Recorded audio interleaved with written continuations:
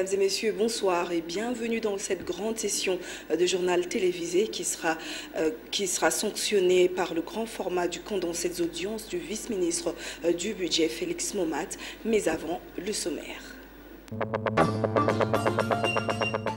Clôture ce jeudi de l'atelier de renforcement de capacité sur la police de proximité de différents cadres de base et la société civile du Haut-Katanga. La coordonnatrice de la cellule de communication du gouverneur de Kinshasa, Bélise Okonda, dénonce la cybercriminalité dont est victime le numéro 1 de la capitale, Jean-Tini Ngobila. La population du quartier Kingabwa à Limete exhorte les autorités à renforcer la sécurité car ce coin de Kinshasa est en proie au phénomène Kuluna.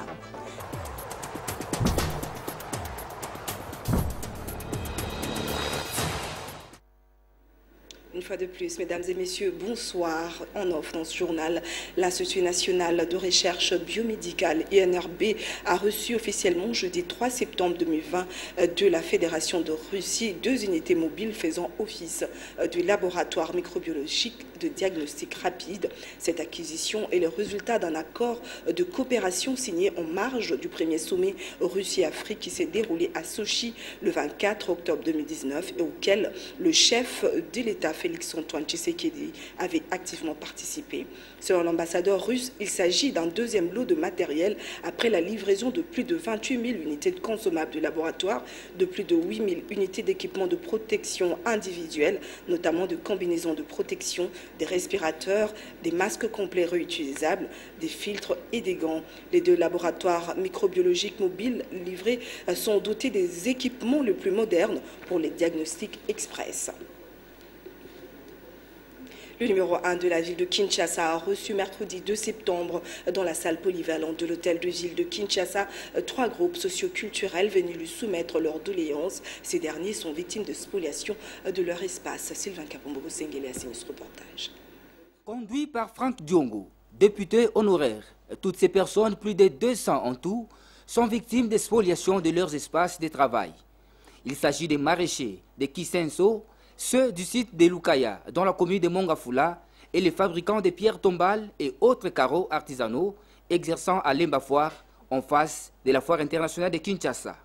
Au cours des échanges, chaque représentant s'est prêté à l'exercice en relevant toutes les péripéties qui ont conduit à l'acquisition de leurs espaces respectifs. En bon père des familles, le chef de l'exécutif provincial a tenu à valoriser ces agriculteurs aujourd'hui négligés tout en leur promettant une suite favorable. Sengeli to privilégié mosala oyo bino boda kosala pona yango na kokita kuna na équipe na ngai na mona ndenge makambo eza koleka kuna. Un motif de satisfaction pour ses invités. Gouverneur de la ville, makambo sali ezaki facilité en tout cas à résoudre les problèmes nyonso o ezaki maman basala bilanga na ba carreler à Lemba ngala zolo ba carreler à Lemba en tout cas son investissement makasi comment na gouverneur de la ville a trouvé solution donc tika aumela vraiment na sebeli ndenge gouverneur à lobby en tout cas nzamba sur le coup vraiment ngolu ezoka na maboko na ye. L'autorité urbaine leur a aussi promis de ne ménager aucun effort pour arrêter les ardeurs du promoteur de la station en phase d'être construite sur leur espace. Et comme je le disais dans les titres, clôture jeudi de l'atelier de renforcement de capacité de la police de proximité de différents cadres de base de société civile du Haut-Katanga, organisé par le conseil local de la police de sécurité sous l'impulsion du bourgmestre de la commune annexe. Cet atelier avait pour but de former les participants sur le mécanisme de lutte contre l'insécurité qui se vit actuellement à Lubumbashi. Junior Kaneki est notre correspondant.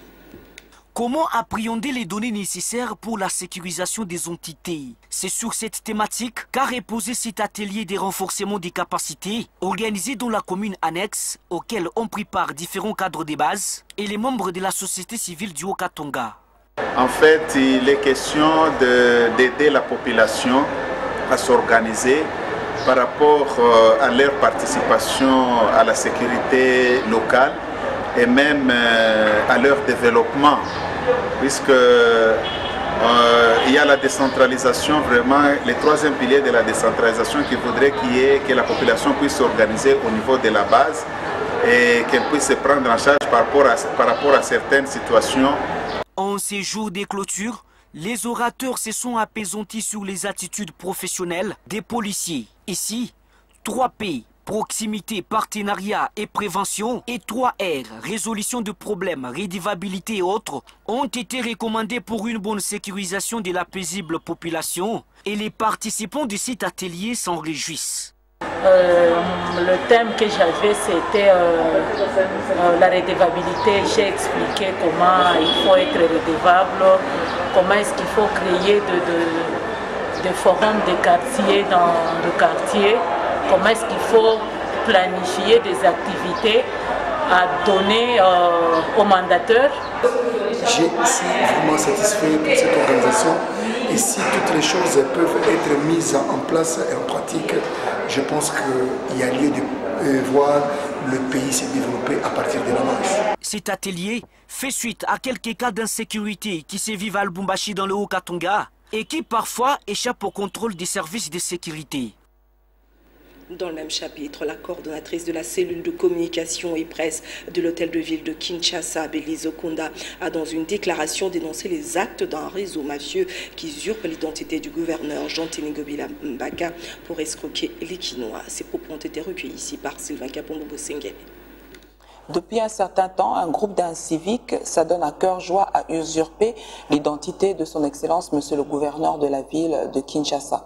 Ces inciviques de la cybercriminalité promettent à la population, à leurs victimes, travail, marché et bien d'autres choses. Ils utilisent des comptes Facebook, un compte Facebook qui porte donc le nom et l'identité du gouverneur de la ville de Kinshasa, son Excellence Jean-Tini Ngobila Mbaka, et aussi il nous a été rapporter certains numéros RTL et certains numéros Vodacom. Je voudrais donc attirer l'attention de l'opinion publique que ces comptes et ces numéros de téléphone, ces personnes qui usurpent l'identité de l'autorité urbaine ne sont autres que des escrocs. Et d'ailleurs, la justice est en train déjà de les traquer et nous sommes confiants et nous espérons que très bientôt, nous allons mettre la main sur ces professionnels de la cybercriminalité. Je voudrais d'abord rappeler ici que depuis la date du 19 juin dernier, le directeur de cabinet du gouverneur de la ville de Kinshasa avait rendu public un communiqué en vue de dénoncer ces pratiques mafieuses organisées par cette bande d'escrocs, cette bande d'inciviques. Un numéro nous a été rapporté plusieurs fois. Il s'agit du 081 153 27 61. Il faudra savoir que seuls les comptes ci-après sont authentiques. Pour le compte Twitter, il s'agit de Ngobila M. C'est le compte personnel et authentifié du gouverneur de la ville de Kinshasa. Pour Facebook, nous avons comme page gouvernorat de Kinshasa et pour le compte, c'est gouvernorat ville-province de Kinshasa.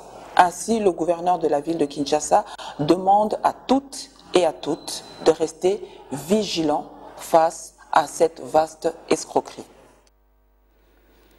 Eric Izami et Juzène Belebele nous font dire qu'à Kinshasa, plus précisément au quartier Kingabwa à Limeti, la population exhorte l'autorité urbaine à renforcer la sécurité car ce coin de Kinshasa est en proie au phénomène de gangstérisme urbain dit Kuluna. Pour les avertir, le gouvernement peut utiliser positivement la force de ces jeunes pour l'agriculture par exemple. Suivez. Si Kinshasa fait face au phénomène de gangstérisme urbain appelé Kuluna, il faut dire que le quartier Kingabwa à Limité se révèle être le bastion de ces jeunes gens qui extorquent, ravissent sacs, bijoux, montres, téléphones et autres biens. Voici quelques rues de Kingabwa et les victimes sont nombreuses à avoir été inquiétées par ces gangsters qui imposent leurs lois. J'ai déjà été aussi tombé victime. Je revenais de mon service. Ces jours-là, heureusement pour moi, j'avais laissé mon téléphone à la maison. En revenant, je traversais un terrain dans mon quartier à Kingabwa, vers le terrain Michoni. En revenant, j'ai vu des gens m'entourer et me poser des questions pour que je puisse leur remettre le téléphone. Malheureusement, je n'avais rien à moi. Ils m'ont fouillé, ils m'ont ravi mon porte-monnaie. Malheureusement, il n'y avait qu'un 500 francs avec du papier. Ils ont retiré les 500 francs et puis ils ont jeté le porte-monnaie. À Kingabwa, quand on va à une fête, l'on ne rentre plus de la nuit. la population préfère revenir le lendemain matin. Les raisons avancées par celle-ci pour expliquer cet état des choses sont étonnantes. S'il y a une demande pressante à l'autorité, Kingabwa a une priorité absolue. Moi, personnellement, comme habitant de Kingabwa, je demande aux autorités de renforcer les systèmes sécuritaires. Parce que nous sommes dans un quartier où le phénomène Kuluna est vraiment réputé. Donc, la police congolaise renferme des éléments patriotes, professionnels, mais les quelques brebis galeuses de ces corps doivent être traqués d'une part et d'autre part, le gouvernement devra savoir comment canaliser les énergies de ces gangsters appelés Kuluna. C'est possible comme du temps de Père Buffalo dans les années 70. Dans un autre registre, le gouverneur de la ville-province de Kinshasa, Jean-Tini Gobilambaka, a reçu mercredi 2 septembre 2020 les membres de la coordination du réseau de villes créatives de l'UNESCO dans le domaine de la musique. Kinshasa, la nouvelle équipe de cette structure est allée exposer à l'autorité urbaine sa nouvelle politique ainsi que le rapport qui lui a été rendu par la magistrature, par la précédente mandature. Suivez plutôt ce reportage de Sylvain Kapondo. Au cours de cet entretien, cette délégation a fait savoir au chef de l'exécutif provincial les objectifs assignés par cette commission, notamment la sensibilisation et la vulgarisation du concept Kinshasa, ville créative de l'UNESCO, et la facilitation de la professionnalisation de l'industrie culturelle musicale. Depuis 2015, Kinshasa a été nommée par l'UNESCO comme étant une ville créative de la musique. Il y a eu au début de l'année 2019 un nouveau comité qui a été installé par le gouverneur de la ville, et donc nous représentons aujourd'hui ce comité. Nous sommes venus le présenter au gouverneur et puis lui exposer notre nouvelle politique ainsi que le rapport quadriennal qui lui a été rendu de la précédente mandature. Mais qu'en est-il du bénéfice de la ville-province de Kinshasa? Je crois que la ville gagne énormément dans la mesure où nous allons instituer, si vous voulez, la musique, les métiers de la musique. Nous allons mettre en avant la beauté de la musique quinoise et congolaise, et nous allons le faire au travers de Kinshasa. Donc je crois que le premier intérêt qu'a la ville de Kinshasa, c'est celui-là. Aussi, la délégation s'est dit flattée de l'accueil chaleureux leur réservé par l'autorité urbaine. Écoutez, c'est un homme très simple, ce qui est un petit paradoxe avec sa fonction de premier citoyen de la ville. Il nous a accueillis avec beaucoup de simplicité. Pour la petite histoire, il a même accepté à un moment donné de se déplacer de son bureau vers la salle de réunion, puis de revenir vers son bureau. Il a fait 2 allers-retours et moi, humainement, je l'ai trouvé très simple. Comme je vous le dis, c'est un paradoxe avec sa fonction à lui, et je l'ai beaucoup apprécié. Au total, 264 villes sont membres du réseau des villes créatives, dont 19 villes créatives de la musique, parmi lesquelles la ville de Kinshasa. Dès ce lundi, les élèves du secondaire vont débuter les épreuves de la session ordinaire des examens d'État édition 2019-2020. Ces élèves qui ont passé les épreuves hors session dont l'oral de français et les jurys sont prêts à affronter la session ordinaire. Taurine Bongo et Patrick Borel sont allés à leur rencontre. Il n'y aura pas de repos pour les élèves finalistes du secondaire conformément au calendrier réaménagé de l'année scolaire en cours. Dès ce lundi 7 septembre, ils seront soumis aux épreuves de la session ordinaire de l'examen d'État 2019-2020, pendant qu'ils affrontent des épreuves hors session cette semaine. Selon les responsables des écoles que nous avons rencontrés, les finalistes étaient déjà préparés psychologiquement à passer ces épreuves de manière serrée. Ils sont prêts à aborder ces épreuves. Nous sommes en train aussi de préparer les 4 jours qui vont commencer le lundi 7 septembre. Et la préparation passe normalement comme d'habitude, malgré les difficultés du moment dû à la Covid-19. À ce stade, seuls les finalistes du primaire et du secondaire ont repris les cours. Alors, que va-t-il se passer pour les élèves des autres classes? Concernant les élèves des classes inférieures, nous sommes en train aussi d'évaluer ces enfants par rapport aux recommandations du gouvernement. Et d'ici peu, nous allons tout terminer et nous profitons de l'occasion pour inviter les parents de passer à l'école, dans nos bureaux, pour des informations. Et cela nous permet aussi de préparer la rentrée scolaire 2020-2021. En tout cas, le gouvernement a tout mis en œuvre pour ne pas connaître une année blanche. Quant aux finalistes, les mesures barrières sont exigées pour le bien-être de tous. À présent, mesdames et messieurs, je vous invite à suivre le condensé de l'actualité africaine avec nos confrères de la Voix de l'Amérique.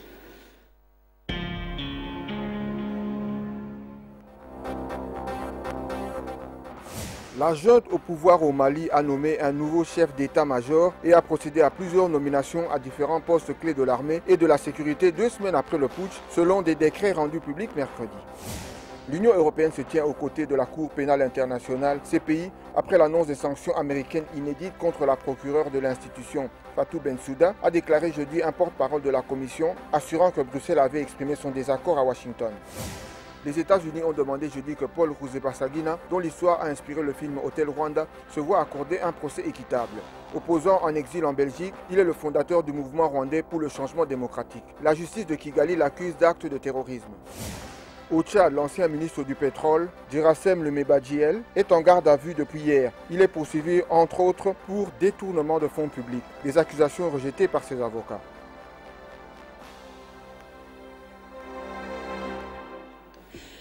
En page internationale, le procureur de l'État de New York a ouvert une enquête jeudi sur les circonstances d'interpellation de Daniel Freud, un Afro-Américain tombé dans le coma puis décédé en mars à Rochefort après avoir été maintenu à terre par 2 policiers. La vidéo de son arrestation a été rendue publique mercredi. Et aussi pour les habitants de Santiago, dans la capitale du Chili, il est enfin possible de renouer avec un plaisir simple, les cafés en terrasse. Après 5 mois de confinement strict, les bars et restaurants de certains quartiers peuvent à nouveau réouvrir. C'est le condensé de la page internationale. Pour les habitants de Santiago, la capitale du Chili, il est enfin possible de renouer avec un plaisir simple, le café en terrasse. Après 5 mois d'un confinement strict, les bars et restaurants de certains quartiers peuvent à nouveau servir les clients. Je pense que c'est merveilleux pour le moral et pour les travailleurs chiliens, dit cette cliente, parce que la reprise se fait petit à petit avec la responsabilité de chacun. Mais cette réouverture se fait sous condition, uniquement dans les espaces ouverts et à 25% des capacités. Au Chili, les décès liés au Covid refluent lentement, 23 selon le dernier bilan quotidien. C'est vrai que nous avions un peu peur de rouvrir parce que comme nous n'avons pas d'espace ouvert, ça n'allait pas forcément être rentable d'ouvrir et peut-être valait-il mieux rester fermé. Mais la municipalité a eu une bonne initiative et nous a permis d'utiliser une partie du trottoir. En Argentine, la situation sanitaire est bien plus préoccupante. La courbe des contaminations poursuit sa hausse. Le pays connaît pourtant l'un des confinements les plus longs au monde et les médecins des unités de soins intensifs disent manquer cruellement de moyens. Nous sommes fatigués, épuisés et les ressources humaines sont limitées, dit celui-ci. Nous aurons beau continuer à ouvrir des unités et à rajouter des lits. À ce rythme, nous ne pourrons plus faire face. Au Pérou, l'espoir tient dans ses valises. Arrivés avec une équipe de scientifiques, les premières doses d'un vaccin contre le Covid-19 développé par un laboratoire chinois sont arrivées sur le sol péruvien.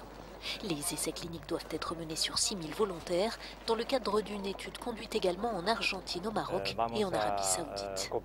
Nous allons mener la 3e phase de l'essai ensemble, se félicite l'ambassadeur de Chine au Pérou. Je pense que cela va marquer un nouveau jalon dans la coopération entre nos 2 pays. Le Pérou est le 3e pays qui déplore le plus grand nombre de morts par rapport à sa population. Plus de 29 000 depuis le début de la pandémie, 89 décès pour 100 000 habitants. À présent, place à la revue de presse dans une sélection et commentaires de Patrick Polydor en Gaziem.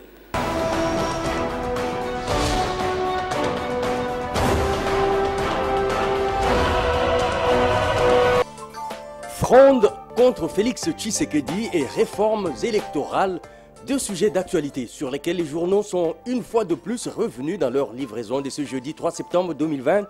La prospérité pour annoncer l'approbation par la MONUSCO de l'initiative du G13, le groupe de 13 personnalités politiques et la société civile, initiateur de l'appel du 11 juillet pour un consensus sur les réformes électorales. Devant un parterre de journalistes, écrit le quotidien, répondant à une question lui posée en ce qui concerne la démarche de ce groupe, La patronne de la MONUSCO, Leïla Zerougui, a clairement approuvé cette approche démocratique, se disant d'ailleurs prête à appuyer toute initiative qui vise à apporter la stabilité au pays. À la une de Forum des As, on peut facilement lire que Leïla Zerougui est prête à rencontrer le groupe des 13. Elle se dit ouverte aux discussions avec ce groupe et rassure que la MONUSCO est en RDC pour aider les Congolais à trouver un consensus. Selon elle, écrit le quotidien, ces discussions sont importantes et doivent porter sur toutes les questions nécessaires afin de permettre à la RDC d'organiser des élections qui permettent d'asseoir des institutions réellement fortes, gage du développement réel et durable. Cependant, poursuit le journal, la mission onusienne fustige la récompense aux seigneurs de guerre et aux criminels qui tuent les communautés et même les élèves dans les centres d'examen, qui violent les femmes et les filles, qui incendient les maisons, les écoles et les centres de santé. Pour Leïla Zerougui, il n'est pas question qu'on leur offre des postes au niveau de l'armée et des autres institutions et ils ne méritent pas l'amnistie car ils finissent toujours par regagner la forêt pour continuer avec les crimes graves. Dossier haute trahison du président Félix Tshisekedi défendu par Martin Fayoulou et Théodore Ngoy. Les femmes s'en mêlent, alerte la référence plus, qui relaie les avis de quelques femmes politiques et de la société civile à propos. D'abord, Chantal Faïda, de la société civile qui estime qu'il est du droit des deux hommes politiques d'interpeller le président de la République et qui s'en remet à la justice. Ensuite, Marie-Louise Itambala du Rassemblement des démocrates tshisékédistes qui pense que le temps des revendications et des reproches est révolu. Enfin, Marie-Josée Bounsana, proche de la Mouka, qui estime que la position de Martin Fayoulou est une opinion personnelle, mais que le combat pour la vérité des urnes va continuer même si le chef de l'État est attaqué en justice pour haute trahison. Dossier Boukangalonzo, l'ex-premier ministre Matata Ponyo est enfin sorti de son silence, nous renseignent les télégrammes du Congo. Le sénateur est allé réagir à partir de Kindu, chef-lieu du Maniema, sa province d'origine, pour rappeler que l'implémentation du parc agro-industriel de Boukangalonzo faisait partie du programme national agricole qui s'inscrivait à l'époque dans la logique d'un programme initié par le chef de l'État, lequel a été circonscrit dans un programme national du ministère de l'Agriculture. Et le contrat n'a pas été signé par la primature, plutôt par les ministères de l'Agriculture, de l'Industrie, des Finances et du Portefeuille. Selon la référence plus, il a sollicité de l'Inspection générale des finances une enquête sur la gestion financière du projet de ce parc, et ce, dans une correspondance. Covid-19, la prospérité annonce que la MOCA-19 arrive aujourd'hui. Il s'agit d'un test de dépistage rapide, œuvre du docteur congolais Jean-Paul Moka, PDG de Stargate Fondation Jardin des Daims. Ce test, renseigne le journal, est capable de livrer les résultats en 15 minutes. Il sera présenté par le ministre de la Santé Eteni Longondo, la direction de la Task Force et Chantal Leyou Moulop du Conseil de la Jeunesse et Entrepreneuriat. Enfin, apprend-on avec l'agence congolaise de presse, la FEC plaide pour une véritable révolution verte. C'est ce qui ressort de son entretien hier, 2 septembre, avec la présidente de l'Assemblée nationale, Janine Mabunda, en prévision de la session de ce mois de septembre. Pour le patronat congolais, en effet, il y a moyen de limiter l'exode rural en assurant à chacun un bien-être dans son milieu de vie à travers la relance de l'agriculture. Bonsoir.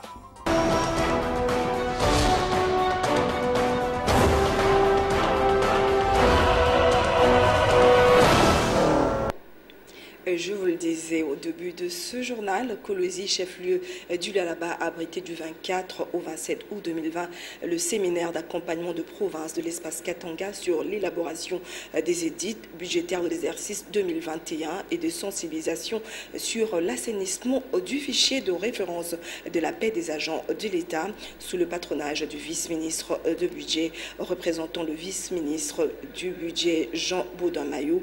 Dans ce grand format de journal télévisé, je vous invite plutôt à suivre ce qu'a été le séjour du vice-ministre du budget Félix Momat dans le Lualaba. Dans le cadre de sa mission officielle dans le Lualaba, le vice-ministre du budget a accordé plusieurs audiences aux autorités politico-administratives de cette province. Lundi 25 août dans la soirée, le professeur Félix Momat, vice-ministre du budget et médecin de son État, a rencontré les syndicalistes de médecins de la province du Lualaba. Ces hommes en blouse blanche sont venus plaider pour la paie des primes des risques de leurs collègues. Nous avons tenu à présenter les différents problèmes que rencontraient nos syndiqués, notamment en termes d'alignement à la prime de risque et la situation de certains de nos syndiqués qui étaient bloqués à la prime de risque depuis octobre 2018. Dans la matinée du mardi 26 août, le vice-ministre du budget a reçu les doléances des universités et instituts supérieurs du Lualaba. D'abord, le recteur de l'université des Kolwezi, le professeur Kachala, qui est venu plaider auprès du vice-ministre pour la mécanisation du personnel, dont seuls 72 agents sur 368 sont mécanisés. Vous l'ignorez peut-être, mais nous avons environ 368 agents. Et de ces 368, il n'y a que 72 qui sont mécanisés. Et ça, c'est un poids pour l'institution, parce que le personnel ne vit pratiquement que de la petite prime que nous pouvons, n'est-ce pas, leur octroyer. Ensuite, le directeur général de l'ISTA Kolwezi, le professeur Kiseya Chikala, qui a remis un mémorandum auprès du vice-ministre reprenant les différentes revendications de son institution, parmi lesquelles la mécanisation du personnel et le non-paiement de nouvelles unités. Effectivement, parmi notre personnel, il y a ceux-là qui sont mécanisés et qui ne sont pas payés, d'autres qui sont mécanisés et qui sont sous-payés. Il y a des nouvelles unités et tous ces problèmes, nous les avons mis dans un mémorandum que nous venons de lui déposer. Juste après, ce sont les jeunes de la Fondation des jeunes leaders entrepreneurs venus remettre un diplôme d'excellence au vice-ministre du budget Félix Momat pour l'intérêt qu'il porte à la jeunesse. Ayant appris votre nomination au poste de vice-ministre national du budget dans le gouvernement Ilunkamba, nous souhaitons par la présente vous féliciter pour cette grande réussite. Votre travail, votre implication, vos expériences professionnelles à la gestion de la chose publique ont été récompensées et vous méritez amplement cette nouvelle distinction. Dans la soirée, 3 ministres de la province du Olomami, dont celui du budget, finances et santé, et Limuyambi, celui de la fonction publique, travail et prévoyance sociale, Ilunga Kongolo, et celui de la jeunesse, sport, loisirs, culture et arts, Kabamba Anani, ont été reçus par le vice-ministre du budget. Ces membres du gouvernement provincial du Olomami sont venus discuter avec le professeur Félix Momat des problèmes qui touchent directement leurs provinces respectives, entre autres l'absence des routes. Les quelques rares qui comptent le Olomami sont dans un état de délabrement très avancé. Ils ont aussi soumis les problèmes de la non-mécanisation du personnel qui occupe les postes de responsabilité dans la province. C'est une province qui a connu un peu de difficultés à ce qui concerne sa gestion interne. Il y a eu des problèmes du côté gouverneur. Au moment où nous parlons, nous sommes en train d'être gérés par un vice-gouverneur. Alors, la logistique du côté finance n'a pas suivi, ne nous a pas accompagnés. Et cette difficulté a fait que notre province soit en retard par rapport aux autres provinces. Le vice-ministre du budget, le professeur Félix Momat, a été lui aussi reçu le vendredi 28 août par Patrick Kakwata, ministre provincial de l'énergie, hydrocarbures, transport, voies des communications et pétentique au Lualaba. Le professeur Félix est venu féliciter son grand frère et ami promu à une haute fonction de l'État dans la province du Lualaba, élu député national sur la liste du regroupement politique Action alternative pour le bien-être AAB. Patrick Kakwata a fait rayonner ses regroupements politiques dans la province du Lualaba par ses multiples actions. Ensemble avec le ministre provincial Patrick Kakwata, Félix Momat a visité la chaîne de télévision Wangu TV. Le vice-ministre du budget a par la suite démarré une série de visites guidées qui a débuté au complexe scolaire Ewabora aux côtés de Fifi Masuka, vice-gouverneur du Lualaba. Une école construite en mémoire de Mouzi Laurent Désiré Kabila et l'œuvre du gouvernement provincial. Après Ewabora, la délégation s'est dirigée au quartier Golf où est érigé le bâtiment de l'Assemblée provinciale ainsi que le bâtiment qui abritera le bureau administratif de l'Assemblée provinciale et le service d'archivage. Le vice-ministre a ensuite visité l'Institut technique et médical du Lualaba qui compte en plus de 1500 étudiants. L'aéroport international de Lualaba, encore en construction, a été également visité. Ici, les travaux de construction prendront 1 année et demie. Professeur et médecin de carrière, Félix Momat a visité aussi l'université de Kolwezi, particulièrement la faculté de médecine et celle d'agronomie. Le vice-ministre du budget s'est aussi rendu au centre d'hébergement des miniers et de leurs produits nommé Centre Negos, une initiative de l'ancien président Joseph Kabila pour mettre fin au marché pirate des minéraux. Le professeur Félix Momat s'est ensuite dirigé vers l'hôpital général Mwangeji avant de clôturer la tournée au bâtiment du gouvernement provincial. Très satisfait des œuvres palpées, le vice-ministre du budget a salué l'effort des autorités provinciales dans le développement du Lualaba. La province du Lualaba est un exemple de leadership en matière de gestion et en matière de modernisation de nos provinces. Il ne fait l'ombre d'aucun doute que les richesses tant vanté du Lualaba profite réellement à la population. Avant de quitter le Lualaba, le vice-ministre du budget a personnellement félicité le gouverneur Richard Mouyej pour la transformation rapide et continue de cette province.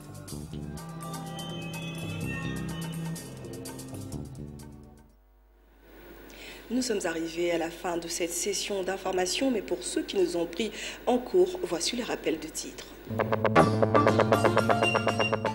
Clôture ce jeudi de l'atelier de renforcement de capacité sur la police de proximité de différents cadres de base et la société civile du Haut-Katanga.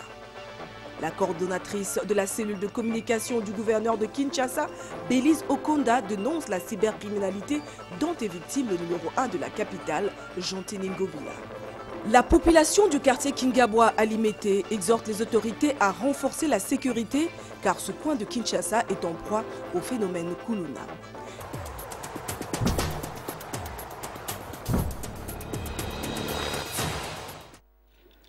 Fin de cette session d'information. Demain, dès 7h30, Eric Izami sera là pour vous informer. Quant à moi, je serai là à 19h30 pour la grande édition du journal télévisé. Entre-temps, bonsoir chez vous.